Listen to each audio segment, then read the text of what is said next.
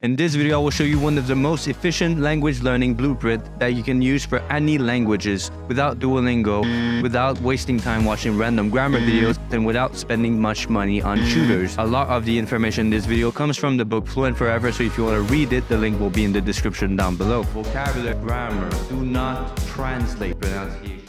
Before we start, let me introduce you to your new soon-to-be best friend, Anki. If you don't know what Anki is, it is a program that allows you to create flashcards and helps you learn and remember them in a more effective manner by spacing out the intervals at which you review the information. You'll use it so much that you'll start to get addicted to reviewing flashcards, and every time you're done, you'll crave for more, I guarantee you. Another tool that you will use a lot is forval.com, which is a website that provides recordings of native speakers saying a word or a sentence in their language. Abonne-toi. So now, without wasting time, let's get started. Step 1. Learn how the language sounds. Before starting to learn vocabulary and grammar, you first need to learn how the language sounds. While there are approximately 800 different sounds that humans can produce, most languages only have on average 40 sounds. So what you need to do is to learn how to differentiate between each and every sound in your target language. For example, the Japanese language does not differentiate between the R and the L sound, making it difficult for Japanese speakers to differentiate between the words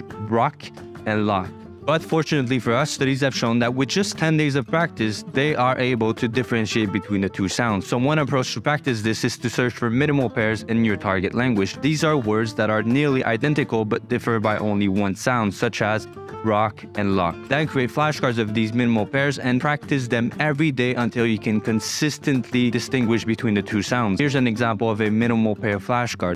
Pero. If you're learning a tonal language like Mandarin, there are websites that can help you practice distinguishing between the different tones. 水果. Step 2. Learn how to pronounce the words. Don't be like most people who learn words without first learning how to pronounce them with the correct accent. I did this when learning English, and now I have like a Mr. Worldwide accent. So don't do this. This is a complete waste of time because you will eventually, if you want to sound like a native speaker, have to unlearn the bad habits and relearn the correct pronunciation. The advantages of doing so now instead of later are as follows. The first one is, like I said, you will be able to create from the start good pronunciation habits. The second is that it will make words look and sound less foreign to you, thus making them easier to memorize. And the third, which might be the most important one, is that it will make it less frustrating for native speakers to talk to you. For example, when speaking Chinese, even if your vocabulary is limited, saying ni hao instead of ni hao, or in French saying bonjour instead of bonjour will make it much more enjoyable for native speakers to talk to you.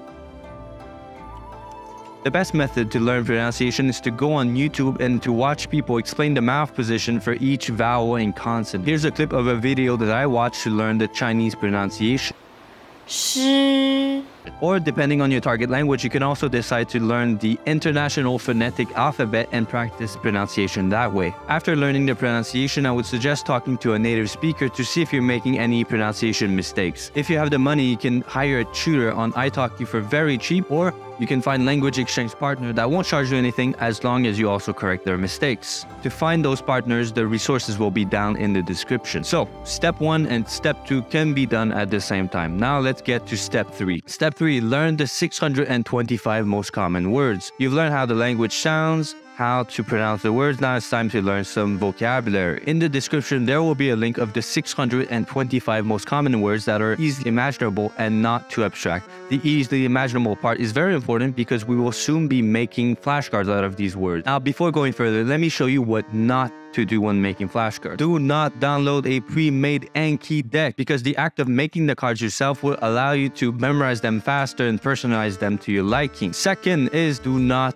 translate. This is the most important rule. Instead of putting the English translation, put an image instead. Your brain loves images. In your native language, when you're thinking about a word, you're not thinking of a translation in another language. You're thinking of an image, a feeling, or an experience that you have with that word. The same thing applies here. And the last one is do not try to learn more than 60 cards per day. I made that mistake before. At the beginning, it's fun, you have the motivation, so like 70 cards is not that big of a deal. But once you lose the motivation, cards start piling up and they pile up fast. The sweet spot is about 30 new cards every day, which should take you about 30 minutes to an hour to review. Now let me show you the perfect flashcard. Let's start with the back of the card. So on the back, there should be the word that you're trying to learn along with an audio clip of someone pronouncing that word. For For the translation, you can use Google Translate for objects, but for verbs, I would recommend you asking a native speaker or using more specialized language learning website. Also, adding a simple sentence is a good way to know in which context to use that verb. And remember, do not translate. It's okay if you don't know yet what that sentence means. On the front of the card, there should only be an image, and to find that image, you can take the word that you're trying to learn and input it into Google Images. It will also help you get a better understanding of how native speakers use that word. For example, in Chinese, 大人 and 成人 both translate to adult, but if you Google them, you'll get vastly different results. Optionally, you can also add the category of the word like adjective, noun, verb, measure word, but be sure to write it in the language that you're learning, no English. For languages that do not have an alphabet like Mandarin, I would suggest reversing the card, put the characters that you're trying to learn, and then on the back, put the image. For me, doing this allowed me to do two things: to learn how to read the character and to learn the word. So for reasons that I won't explain too much in this video, the flashcard on the right will be much easier to remember than the flashcard on the left, due to the fact that it provides your brain with more reasons to retain the information. Lastly, while making the card, thinking of an event, an experience, or a person that relates to that word will make it much easier to remember it in the future. Or better, if you want to learn the word soap, you can just go into your bathroom, take a picture of the soap dispenser and add it to your flashcard. Now, step 4 is to learn the grammar. So now that you've memorized some verbs, some adjectives, some nouns, it's time to learn how to make sentences with them. So to learn grammar, we will learn it the same way that children learn it. By the age of 6, children will have learned most of the grammar rules in their native language without relying on a grammar book. But unfortunately for us, we don't have the luxury of having parents speaking to us for thousands of hours. So here's the next best option. First, you will need to go on Google and search for a grammar wiki in your target language. Can't find one, I would suggest just buying a grammar book from Amazon. Then read each grammar rules and then make 2 to 5 flashcards for each rules. The more flashcards you make, the more you will allow your brain to recognize the pattern of the grammar rule. This will take a lot of time, but all languages have a limited amount of rules, so you will eventually reach the end, so don't worry. Now, some languages like French and German have rules that cannot be learned by recognizing patterns because, well, they have no pattern. So what is the fastest way to memorize something that has no logic? Here's where mnemonic images comes into play. Mnemonic images are mental pictures or visual representations that allow your brain to retain the information more easily. Let's take, for example,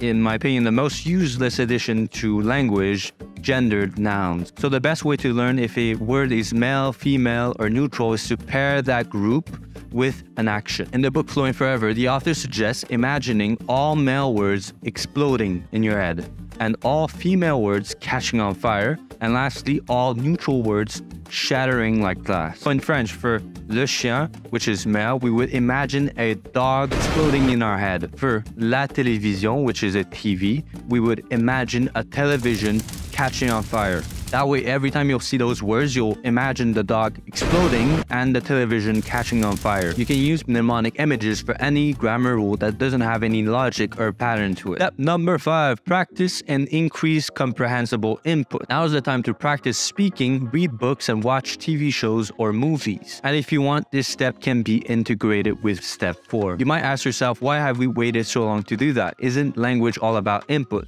Well, yes and no. Language is all about comprehensible input. And at the beginning, when you start learning the language, the amount of comprehensible input you can extract from watching television shows or movies is very little. But the more and more you learn the language, the more you can extract comprehensible input. Now we're at a step in our language learning journey where we can extract a good amount of comprehensible input. Of course, you can start practicing speaking before reaching this step. But if you're paying for a tutor, I would suggest waiting until now to avoid paying for unproductive tutoring session. And lastly, for TV shows, I would suggest starting with kid shows like Peppa Pig and then working your way up to normal TV shows. Step 6, fill in the gaps and specialize your vocabulary. Now is the time to take your language learning journey wherever you want it to go. Okay, here's a few suggestions on what you can do at this step. What you can do is walk around your house or outside or just your environment in general and try to find words that you cannot say in the language that you're learning. And once you find a word, just add it to your Anki deck. You can start adding the 1000 most common words in your Anki deck so that you have a broader understanding of the language. If you learn this language to talk about politics, medicine, or sports, you can specialize your vocabulary to those topics. So what you can do is just go on Google and search, for example, for Spanish politics vocabulary and